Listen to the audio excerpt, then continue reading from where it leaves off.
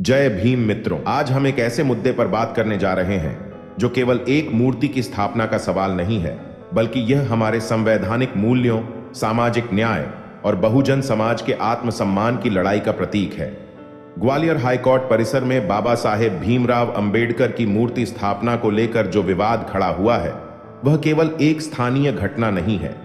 यह उस बड़े संघर्ष का हिस्सा है जो सदियों से चली आ रही सामाजिक असमानता, जातिगत भेदभाव और अन्याय के खिलाफ लड़ा जा रहा है। यह कहानी बाबा साहेब के विचारों, उनके द्वारा लिखे गए संविधान की आत्मा और आज के भारत में उनके अनुयायियों की लड़ाई की कहानी है। तो आइए इस मुद्दे को गहराई से समझते हैं और जानते हैं कि यह विवाद क्यों इतना महत्वपूर्ण है। और हां, यदि आप बाबा साहेब को मानते हैं तो इस वीडियो को अंत तक जरूर देखें और इस वीडियो को लाइक, शेयर और हमारे YouTube चैनल को सब्सक्राइब करना ना भूलें। तो चलिए दोस्तों, वीडियो को शुरू करते हैं। ग्वालियर हाईकोर्ट की नई इमारत में डॉक्टर भीमराव अंबेडकर की मूर्ति स्थापित करने का प्रस्ताव जब सामने आया तो यह उम्मीद थी कि यह एक ऐसी पहल होगी जो संविधान के निर्माता को सम्मान देगी और न्यायपालिका के परिसर में समानता, न्याय और भाईचारे के मूल्यों को और मजबूत करेगी।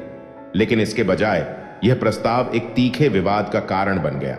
हाई कोर्ट बार एसोसिएशन और कुछ वकीलों ने इस मूर्ति की स्थापना का विरोध शुरू कर दिया। उनका तर्क है कि मूर्ति की स्थापना के लिए उचित अनुमति नहीं ली गई और यह सुप्रीम कोर्ट के उस कथित आदेश का उल्लंघन करता है जिसमें सार्वजनिक स्थानों पर मूर्तियां लगाने पर रोक का जिक्र है। दूसरी ओर मूर्ति स्थापना के समर्थक, जिनमें कई वकील और सामाजिक संगठन शामिल हैं, इसे न केवल बाबा साहेब के प्रति सम्मान का प्रतीक मानते हैं, बल्कि इसे संवैधानिक मूल्यों और सामाजिक न्याय की रक्षा का एक कदम बताते हैं। यह विवाद तब और गहरा गया जब मूर्ति स्थापना के लिए लाए गए कार्यकर्ताओं और वकीलों के बीच तनाव बढ़ गया। खबरों के अनुसार भीम आर्मी के कार्यकर्ताओं ने हाईकोर्ट परिसर में जय भीम के नारे लगाए, जिसके जवाब में कुछ वकीलों ने न केवल उनका विरोध किया बल्कि कथित तौर पर एक वरिष्ठ वकील को गाली देने और हाईकोर्ट के गेट बंद करने की धमकी देने का आरोप भी लगाया गया। इस घटना ने न केवल स्थानीय स्तर पर हंगामा खड़ा किया, बल्कि सोशल मीडिया पर भी यह मुद्दा गूंजने लगा। एक फेसबुक वीडियो जिसे अनुज बमरोलिया नामक अकाउंट से अपलोड किया गया में इस तनाव को साफ देखा जा सकता है, जिसमें लिखा गया, भाई, ये कोई भारत पाक बॉर्डर नहीं है, ये ग्वालियर का नया हाईकोर्ट है। सरकार यहां बाबा साहेब की मूर्ति लगाना चाहती है, लेकिन कुछ वकील जिद पर अड़े हैं कि मूर्ति नहीं लगने देंगे। इस विवाद ने सामाजिक और जातिगत तनाव को भी जन्म दिया है। भीम आर्मी के नेता चंद्रशेखर आजाद ने इसे केवल एक मूर्ति का सवाल नहीं, बल्कि बहुजन समाज के आत्मसम्मान और संवैधानिक अधिकारों की लड़ाई बताया है। उन्होंने साफ कहा है कि यह संघर्ष बाबा साहेब के विचारों और उनके द्वारा दिए गए संविधान की आत्मा को बचाने का है। दूसरी ओर बार एसोसिएशन का कहना है कि उनकी आपत्ति मूर्ति के प्रति नहीं, बल्कि प्रक्रिया के नियमों के उल्लंघन को लेकर है। लेकिन सवाल यह उठता है, क्या यह केवल प्रक्रियात्मक मुद्दा है या इसके पीछे गहरे सामाजिक और सांस्कृतिक पूर्वाग्रह छिपे हैं? डॉक्टर भीमराव अंबेडकर, जिन्हें हम बाबा साहेब के नाम से जानते हैं, केवल एक व्यक्ति नहीं थे। वे एक विचार थे, एक क्रांति थे और भारत के उन लाखों लोगों की आवाज थे जिन्हें सदियों तक हाशिए पर रखा गया। 14 अप्रैल 1891 को मध्य प्रदेश के महू में जन्मे बाबा साहेब का जीवन संघर्षों, चुनौतियों और असाधारण उपलब्धियों की कहानी है। एक ऐसे समाज में जहां जातिगत भेदभाव और छुआछूत ने उनकी प्रारंभिक शिक्षा को भी प्रभावित किया। बाबा साहेब ने न केवल उच्च शिक्षा हासिल की, बल्कि वे कोलंबिया विश्वविद्यालय और लंदन स्कूल ऑफ इकोनॉमिक्स जैसे संस्थानों से डिग्रियां लेकर भारत लौटे। उनकी विद्वता और दृढ़ता ने उन्हें भारतीय संविधान का शिल्पी बनाया, लेकिन उनका योगदान केवल संविधान तक सीमित नहीं था। बाबा साहेब का जीवन सामाजिक न्याय के लिए एक निरंतर युद्ध था। उन्होंने दलितों, पिछड़ों और अन्य वंचित वर्गों के अधिकारों के लिए लड़ाई लड़ी। महाड़ सत्याग्रह से लेकर पूना पैक्ट तक उन्होंने हर उस व्यवस्था को चुनौती दी जो असमानता और अन्याय को बढ़ावा देती थी। महाड़ सत्याग्रह में जहां दलितों को सार्वजनिक जलाशय से पानी लेने का अधिकार नहीं था, बाबा साहेब ने हजारों लोगों को एकजुट कर उस जलाशय तक मार्च किया और पानी पिया। यह केवल पानी पीने का मामला नहीं था, यह मानव गरिमा और समानता की लड़ाई थी।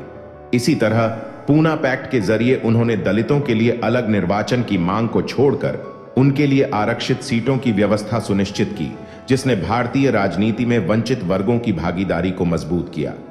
बाबा साहेब का सबसे बड़ा योगदान भारतीय संविधान है, जिसे उन्होंने न केवल एक कानूनी दस्तावेज के रूप में तैयार किया, बल्कि इसे एक ऐसी आत्मा दी जो समानता, स्वतंत्रता और भाईचारे पर आधारित थी। संविधान सभा में उनके भाषणों में उनकी दूरदर्शिता साफ झलकती है। उन्होंने कहा था, अगर मुझसे इस संविधान में किसी विशेष अनुच्छेद को सबसे महत्वपूर्ण बताने के लिए कहा जाए तो मैं अनुच्छेद 32 का उल्लेख करूंगा। यह संविधान की आत्मा और हृदय है। अनुच्छेद 32 वह प्रावधान है जो नागरिकों को उनके मौलिक अधिकारों की रक्षा के लिए सीधे सुप्रीम कोर्ट जाने का अधिकार देता है। यह बाबा साहेब की उस सोच का प्रतीक है जो हर नागरिक को न्याय का हक देती है, चाहे वह किसी भी जाति, धर्म या वर्ग से हो। लेकिन बाबा साहेब का संघर्ष केवल कानूनी और संवैधानिक सुधारों तक सीमित नहीं था। उन्होंने सामाजिक सुधारों के लिए भी काम किया। 1956 में उन्होंने बौद्ध धर्म अपनाकर लाखों दलितों को एक नई पहचान दी, जो उन्हें जातिगत उत्पीड़न से मुक्ति दिलाने का एक रास्ता था। उनकी किताबें जैसे एनाहिलेशन ऑफ कास्ट आज भी सामाजिक न्याय की लड़ाई में एक मशाल की तरह है। उन्होंने साफ कहा था कि जाति व्यवस्था न केवल सामाजिक बल्कि आर्थिक और नैतिक रूप से भी भारत को कमजोर करती है। ग्वालियर हाईकोर्ट में मूर्ति स्थापना का विवाद केवल एक प्रशासनिक या प्रक्रियात्मक मुद्दा नहीं है, यह उस गहरे सामाजिक विभाजन को उजागर करता है जो आज भी भारतीय समाज में मौजूद है। बार एसोसिएशन का तर्क है कि मूर्ति की स्थापना के लिए हाईकोर्ट की बिल्डिंग कमेटी से अनुमति नहीं ली गई और यह सुप्रीम कोर्ट के 2013 के उस आदेश का उल्लंघन करता है जिसमें सार्वजनिक सड़कों पर मूर्तियां लगाने पर रोक की बात कही गई थी। लेकिन यहां एक महत्वपूर्ण सवाल उठता है, क्या यह आदेश न्यायालय परिसरों पर लागू होता है? और अगर सुप्रीम कोर्ट और जबलपुर हाईकोर्ट में बाबा साहेब की मूर्तियां स्थापित हो सकती हैं, तो ग्वालियर में इस पर आपत्ति क्यों? मूर्ति स्थापना के समर्थकों का कहना है कि बाबा साहेब केवल एक व्यक्ति या एक वर्ग के नेता नहीं थे। वे भारतीय संविधान के निर्माता थे, जिन्होंने न्यायपालिका को एक ऐसी नींव दी जो समानता और न्याय पर टिकी है। उनकी मूर्ति हाईकोर्ट परिसर में स्थापित करना न केवल उनके योगदान को सम्मान देना है, बल्कि यह हर उस व्यक्ति को प्रेरित करना है जो न्याय की उम्मीद लेकर अदालत में आता है।